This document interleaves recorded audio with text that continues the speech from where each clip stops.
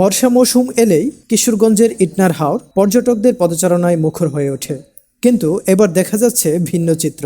পর্যটক না থাকায় অনেকটাই নির্জন হয়ে আছে হাওর এলাকা।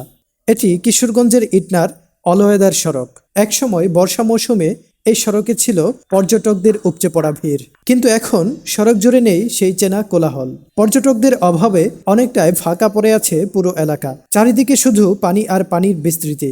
অপরূপ সৌন্দর্যে ভরপুর ইটনার হাওর, অথচ এই সৌন্দর্য উপভোগ করতে এবার খুব কমই আসছেন ভ্রমণ পিপাসুরা।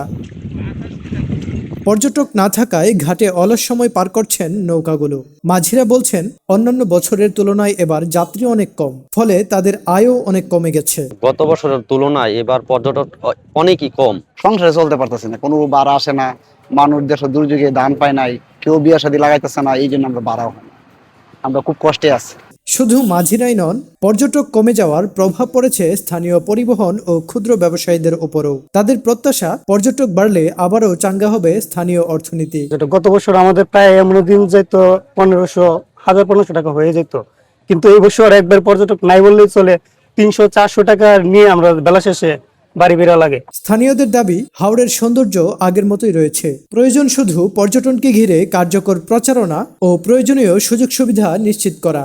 তাহলে আবারও দেশজুড়ে ভ্রমণ পিপাসুদের অন্যতম গন্তব্য হয়ে উঠতে পারে ইটনার হাওর। আমাদের জেলা প্রশাসক স্যার ইতিমধ্যে আমাদের হাওর সংশ্লিষ্ট যে সমস্ত উপজেলা রয়েছে, উপজেলা ইউনোদের নিয়ে একটি মিটিং করেছে। আমরা কিভাবে হাওরে পর্যটকদের আরো বেশি করে আকর্ষণ করতে পারি এবং পর্যটকদের যাতে ভ্রমণ সুন্দর এবং নিরাপত্তার সহিত হয়, এই বিষয়ে প্রয়োজনীয় ব্যবস্থা গ্রহণ করার জন্য পর্যটকদের আরো কিভাবে বেশি করে আমাদের হাওর অঞ্চলে নিয়ে আসা যায়, এই বিষয়ে আমরা উপজেলা প্রশাসনের পক্ষ থেকে আপনাদের সহযোগিতায় আরো প্রচারণাও চালাবো। News desk, Kishoreganj press.